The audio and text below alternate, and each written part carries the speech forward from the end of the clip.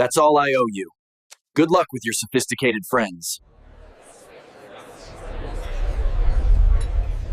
All right, buckle up because this story is absolutely wild and I'm still trying to wrap my head around what happened.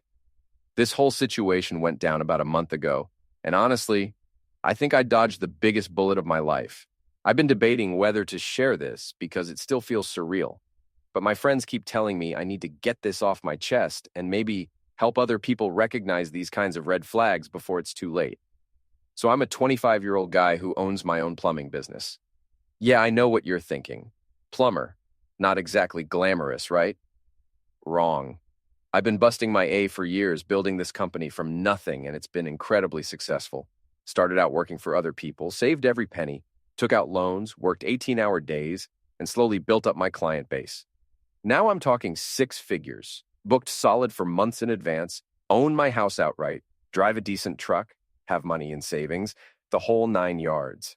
I'm not bragging, just setting the context because this becomes important later. But apparently, none of that mattered to my ex-girlfriend, Vanessa. Vanessa is 24 and works as a manager at some fancy boutique downtown. We dated for 8 months total, lived together for the last 4 in my house that I own completely debt-free. Things started out pretty great, but over the past few months, she'd been acting increasingly weird about my profession. Whenever people would ask what I do for work, she'd get this uncomfortable look on her face and try to change the subject as quickly as possible. The real problem started when she began hanging out with this group of women from her workplace. All of these girls were dating guys with traditional office jobs. Marketing, finance, corporate stuff, you know the type. Guys who wear suits to work, have business cards with fancy titles, work in glass office buildings downtown. Suddenly, Vanessa started making all these passive-aggressive comments about my career choice and our lifestyle. She'd say things like, "Everyone at my work lives in those beautiful new downtown condos. They're so much more sophisticated than this neighborhood," or, "Why can't you just get a normal job like everyone else has?" She'd make these comments while literally sitting in my living room, in my house that I owned, eating dinner I paid for. I'd try to explain to her that I own my own successful business and make really good money, but she'd always respond with something like, "It's not about the money, it's about what people think when I tell them what my boyfriend does." This should have been a massive red flag. And honestly, I should have ended things right there. But I kept thinking she'd eventually come around and realize how good she had it. The breaking point happened last Friday when Vanessa texted me saying she wanted to go to this ridiculously expensive new restaurant downtown.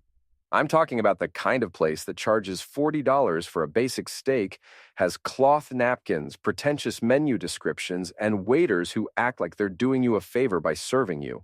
I said, sure, even though it's really not my scene at all. I prefer places with good food and reasonable prices where you don't feel like you need to put on an act. Then she drops the bomb. Great. I already invited Ashley and Madison from work along with their boyfriends. You'll finally get to meet them properly. Immediately, I knew this was going to be some kind of setup or test. But like an idiot, I went along with it anyway. I should have trusted my gut and suggested we do something else, but I was still trying to make the relationship work and didn't want to seem difficult or unsupportive. Saturday night rolls around and we meet at this pretentious restaurant. The place is all dim lighting, expensive artwork on the walls, and servers who speak in hushed tones like they're in a library. Ashley and Madison show up with their boyfriends who are exactly what you'd expect. Perfectly pressed button-down shirts, expensive watches, perfectly styled hair, talking loudly about their marketing campaigns and investment portfolios like they're trying to impress everyone within earshot. Ashley introduces her guy Kevin, explaining enthusiastically that he works in digital marketing for some tech startup downtown. Madison presents Brad with obvious pride, mentioning that he works in corporate finance at a major firm and just got promoted to senior analyst. Then it's Vanessa's turn to introduce me, and I can immediately see the discomfort in her body language. She shifts uncomfortably in her seat, glances around the table nervously, and takes a deep breath like she's about to deliver bad news. "This is my boyfriend, Mike," she says with zero enthusiasm, like she's announcing a dental appointment. "He owns a maintenance company. Not a plumbing business, not a successful contracting company, not even a service company. A maintenance company. Like I'm some guy who changes light bulbs in office buildings and fixes broken toilets in strip malls." The way she said it made it sound like the most mundane, unglamorous thing possible. The entire dinner was absolutely excruciating from start to finish. Kevin and Brad spent the whole time name-dropping clients and talking about their career advancement opportunities, their company retreats, their stock options, their networking events, while asking me these really condescending questions about what I do. Every single time they get specific about my work or try to understand my business model, Vanessa would jump in and steer the conversation in a different direction, like she was embarrassed by the topic.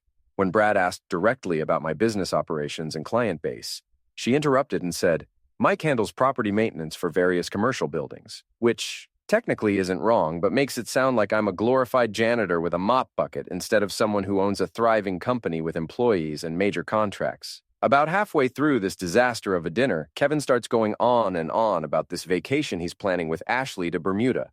Some all-inclusive resort package for a long weekend, talking about private beaches, spa treatments, gourmet restaurants, and infinity pools overlooking the ocean. He's describing it in excruciating detail like he's trying to make everyone else jealous. Vanessa immediately perks up with genuine excitement and says, "That sounds absolutely incredible. Mike and I never do anything like that." I'm sitting there confused and honestly a little hurt because we'd literally just been talking about taking a trip to Costa Rica a few weeks earlier.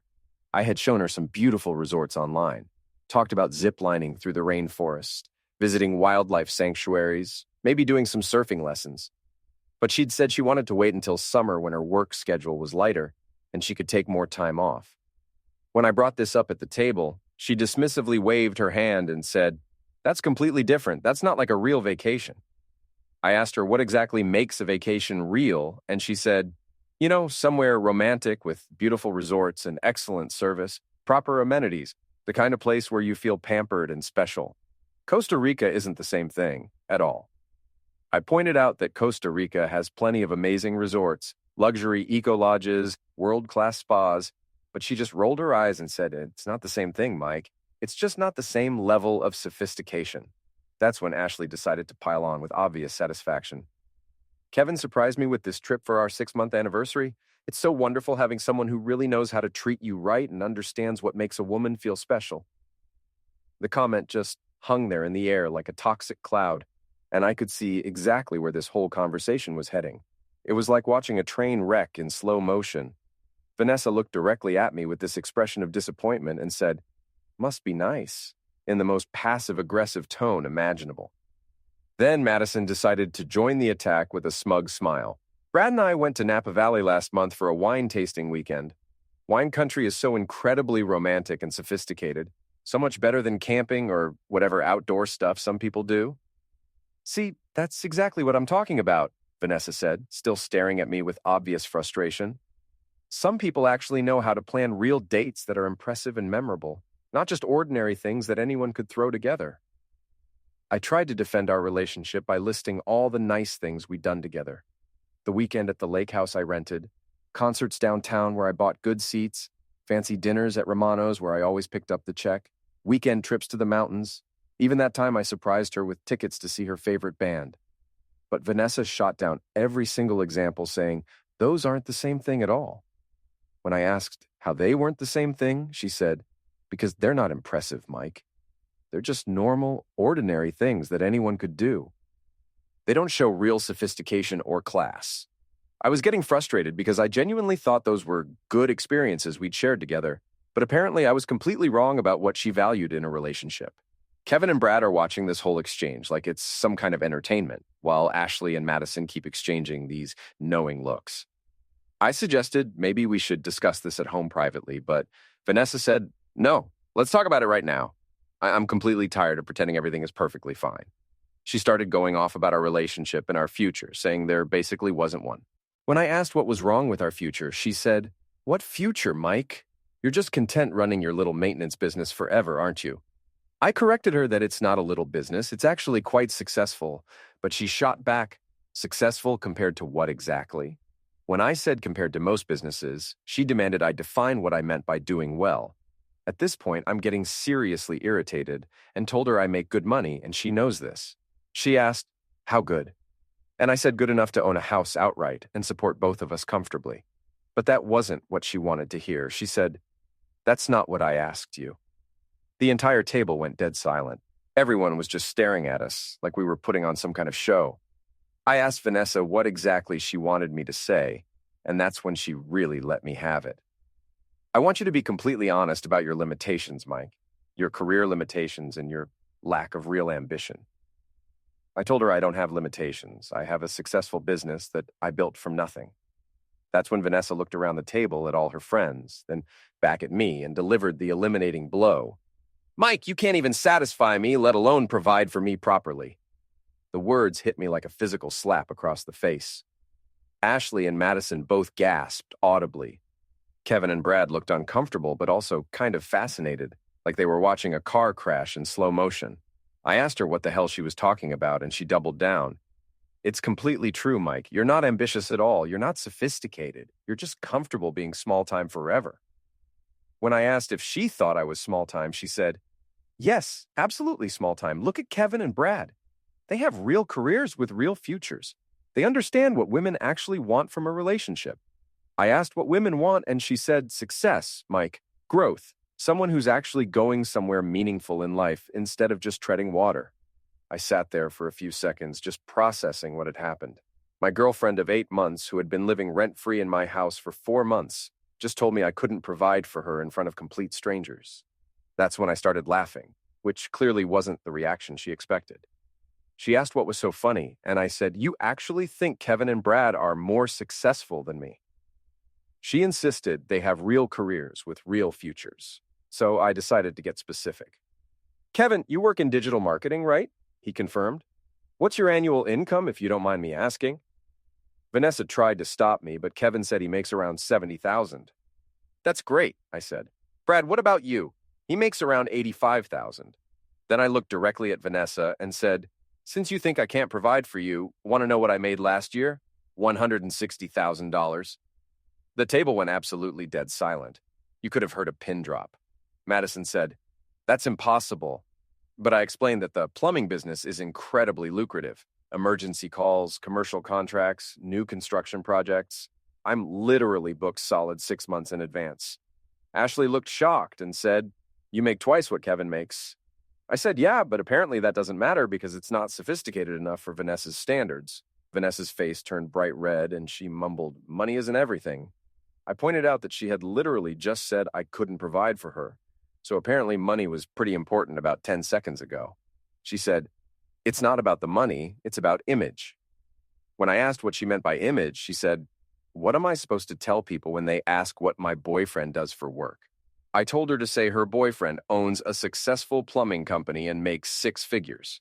She said, it's not the same thing at all. I said, you're absolutely right.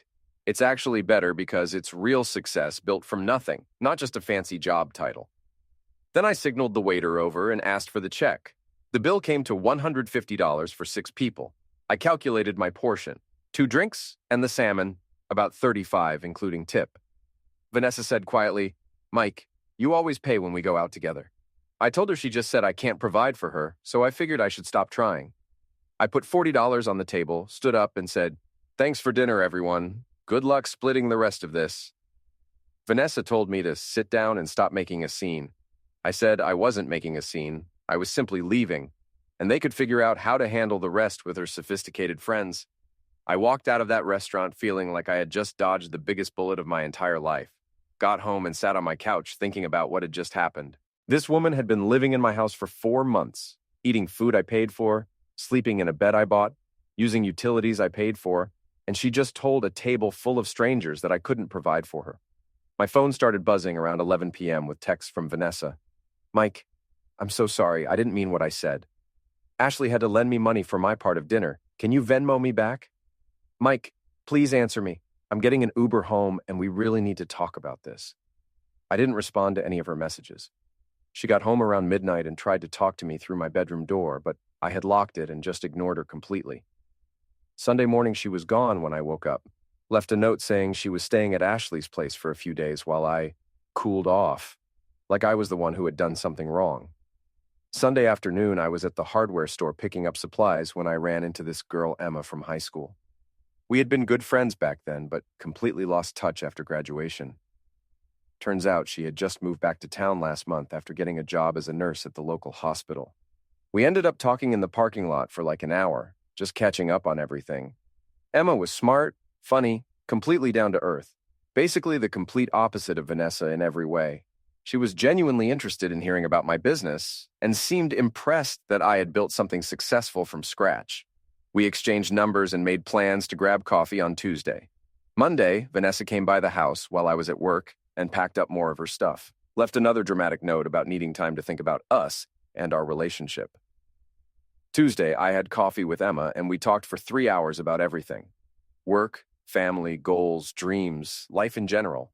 When I told her about my business, her reaction was amazing.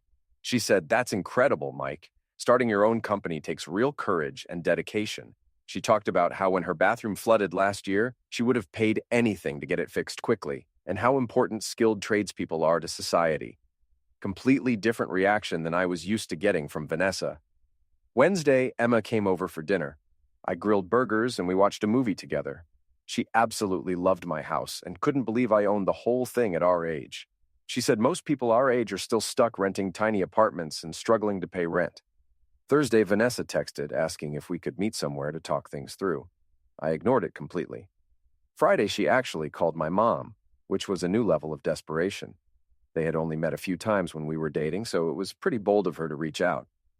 My mom called me later that day, absolutely laughing her A off. She said, "Mike, some girl called me crying about how she made a terrible mistake and desperately needs you back."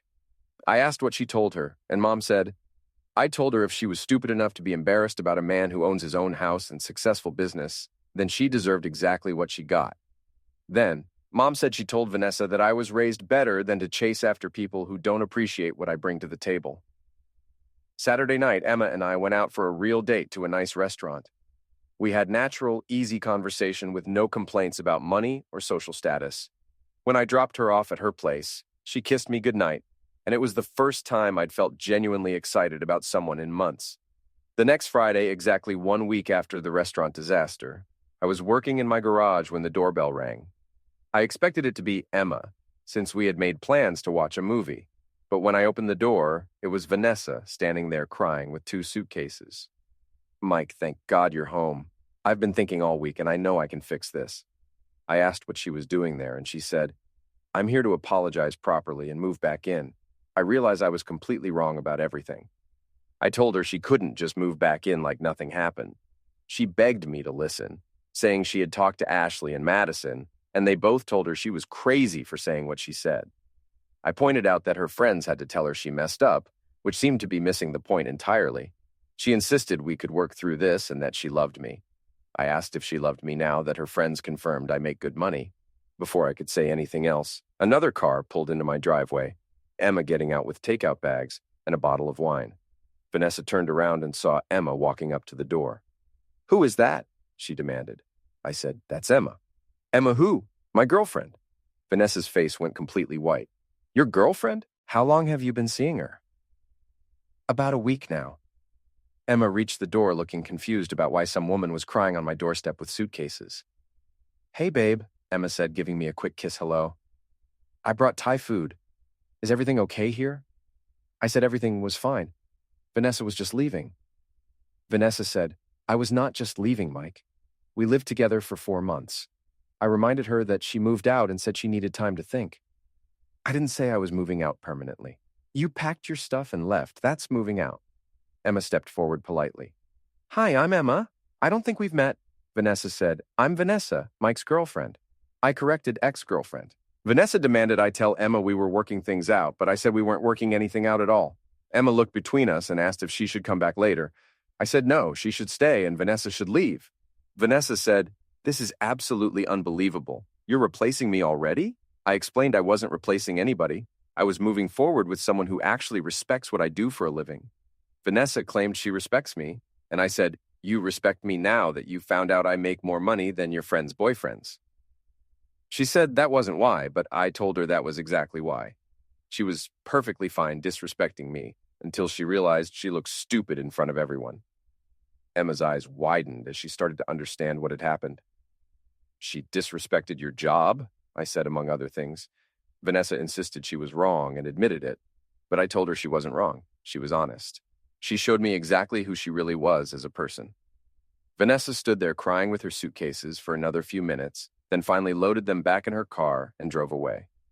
Emma and I went inside and she asked what that whole situation was about. I told her the complete story of what happened at the restaurant. Her reaction was absolutely perfect. Mike, she sounds terrible. Who says something like that about someone they supposedly love? I said, someone who cares more about what other people think than about reality. Emma said, well, I think what you do is incredibly impressive. You built something substantial from nothing. That was 6 weeks ago now. Emma and I are officially together and things are absolutely amazing. She's proud to tell people I own my own business and never makes me feel like I need to apologize for my success or downplay what I've accomplished. Vanessa tried calling several more times over the following weeks, but I blocked her number completely.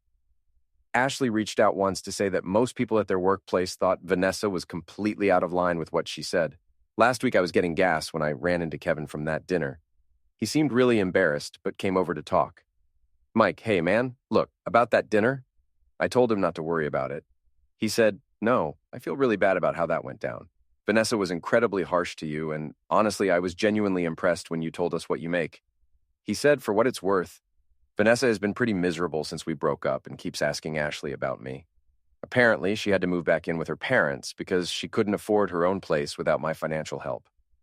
So Vanessa went from living in my completely paid-off house to moving back into her childhood bedroom at her parents' place.